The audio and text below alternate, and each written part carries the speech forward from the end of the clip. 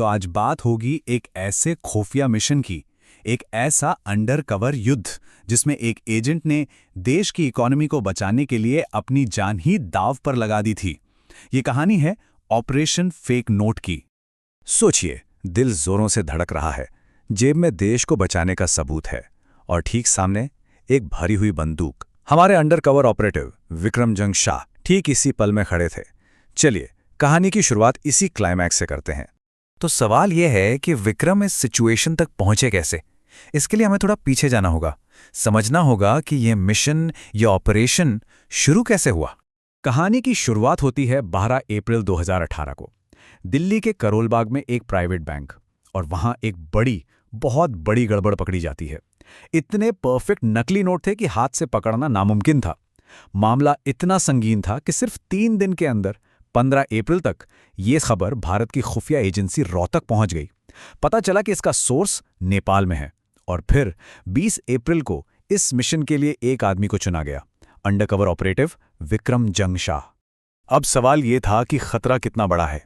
अंदाजा ये था कि मार्केट में पहले से ही करीब 100 करोड़ रुपए के नकली नोट फैलाए जा चुके थे। ये सिर्फ कुछ नोटों की बात नहीं थी, ये हमारी पूरी इकोनॉमी पर एक सीधा हमला था। सोचिए, अगर लोगों का अपनी ही करेंसी से भरोसा उठ जाए तो क्या होगा। ये देश की आर्थिक कमर तोड़ने जैसा था। तो इस पूरे नेटवर्क को चलाने वाले लोग कौन थे और उन्होंने इसे छुपाने के लिए क्या कमाल का कवर तैयार किया था, चलिए देखते हैं। देखिए, सामने से तो ये एक बहुत ही सम्मानित इंसान थे, डॉक्टर अरुण प्रकाश चतुर्वेदी, भारत के पूर्व सांसद, एक समाज सेवी जो नेपाल में बच्चों के लिए चैरिटी चलाते थे। लेकिन असलियत ये थी कि वो आईएसआई के हाथों ब्लैकमेल हो रहे थे। उन्हें अपने बेटे की जान बचाने के लिए ये सब करना पड़ रहा था। अब विक्रम के लिए ये एक मुश्किल सिचुएशन थी। उनका टारगेट एक मुजरिम तो था, पर कहीं ना कहीं वो एक मजबूर बाप भी था। अब इस नेटवर्क के अंदर घुसने के लिए विक्रम को भी एक नकाब ओढ़ना था, तो वो बने प्रकाश अधिकारी, एक कामयाब नेपाली पब्लिशर जो अपनी स्कूल की किताबों को छापने के लिए एक मॉडर्न, एक अच्छी प्रिंटिंग प्रेस ढूंढ रहे थे। और ये किरदार उन्हें सीधा उस चैरिटी की आड़ में चल रही नकली नोटों की फैक्ट्री तक ले जाने वाला था। सोचिए उस दिमागी प्रेशर के बारे में। विक्रम को हर पल एक बिजनेसमैन की तरह बात करनी थी। कागज की क्वालिटी, प्रिंटिंग का खर्चा, इन सब पर मोलभाव करना था। और ये सब करते हुए उन्हें यह भी याद रखना था कि वो दरअसल एक ऐसे जाल में चल रहे हैं जहां एक गलती का मतलब सिर्फ मौत थी। तो विक्रम अब अंदर थे। चलिए देखते हैं कि उस ड्रैगन की मांद में उन्हें क्या देखने को मिला।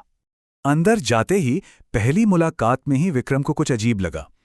पहली चीज तो ये थी कि वहां हर डील सिर्फ और सिर्फ कैश में होती थी, कोई चेक नहीं, कोई ऑनलाइन पेमेंट नहीं। और फिर उनकी नज़र पड़ी एजुकेशनल मटेरियल्स लिखे एक बक्से पर, जिसमें से उन्हें हरे रंग के नोट, इंडियन करेंसी साफ साफ दिखाई दी। जो शक था वो अब यकीन में बदल रहा था। और ये कोई मामूली सेटअप नहीं था। वहां जर्मनी से लाई गई लेटेस्ट प्रिंटिंग मशीनें थी। वाटरमार्क और सिक्योरिटी थ्रेड इतने परफेक्ट थे कि असली और नकली में फर्क करना लगभग नामुमकिन था।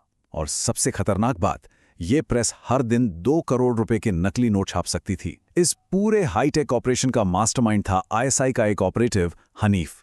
यहां से कहानी एक ऐसे मोड़ पर आती है जहां से वापसी का कोई रास्ता नहीं था।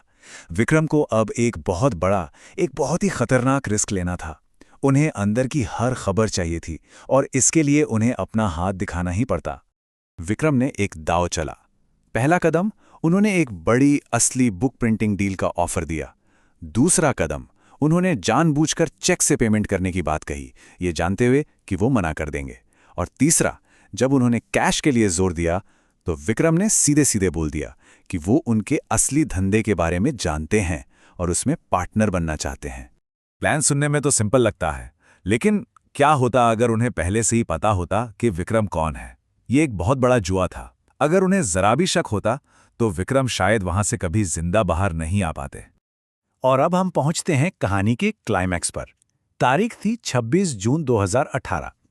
वो रात जब विक्रम को इस पूरे ऑपरेशन का पर्दाफाश करने के लिए आखिरी सबूत जुटाना था। विक्रम को उस सीक्रेट कमरे के अंदर बुलाया गया जहां 500 रुपए के नोट छप रहे थे। उनके कोट के बटन में लगा एक छोटा सा कैमरा सब कुछ रिकॉर्ड कर रहा था। मशीनें, नोट, डॉक्टर चतुर्वेदी का कबूलनामा और सबसे अहम आईएसआई ऑपरेटिव हनीफ का चेहरा, बस यही सबूत चाहिए था। जैसे ही विक्रम सबूत लेकर कमरे से बाहर निकलने लगे, पीछे से एक आवाज आई, रुको। विक्रम का खून जैसे जम गया। सामने हनीफ खड़ा था और उसके हाथ में एक पिस्तौल थी। हनीफ बोला, मुझे शक था कि तुम एक एजेंट हो। उस एक पल में विक्रम को लगा कि बस खेल खत्म, मिशन और शायद उनकी जिंदगी भी। लेकिन तभी अचानक बाहर से सायरन की आवाजें आने लगी। रेड शुरू हो चुकी थी। नेपाल पुलिस ने पूरी जगह को घेर लिया था। पासा पूरी तरह पलट चुका था।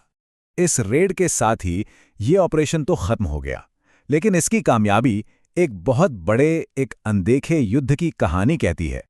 तो इस ऑपरेशन का नतीजा क्या निकला? करीब 50 करोड़ रुपए के नकली नोट जब्त हुए।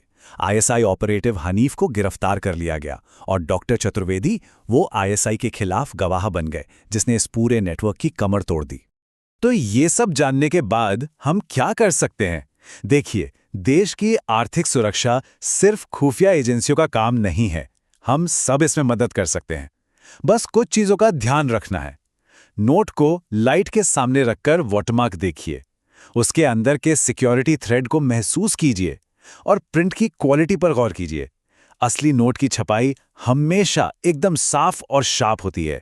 यह समझना बहुत जरूरी है कि देश की सुरक्षा सिर्फ सरहदों पर तैनात फौजी नहीं करते। एक लड़ाई देश के अंदर भी लड़ी जाती है, एक आर्थिक लड़ाई।